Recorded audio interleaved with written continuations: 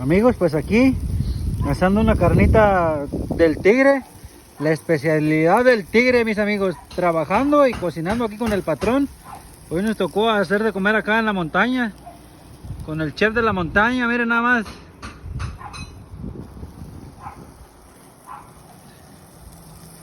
Y ahí está la carnita del tigre, sabrosa. Este se va a poner bueno, mis amigos. Esparraguitos, salchicha y carnita, miren nada más. Una chulada.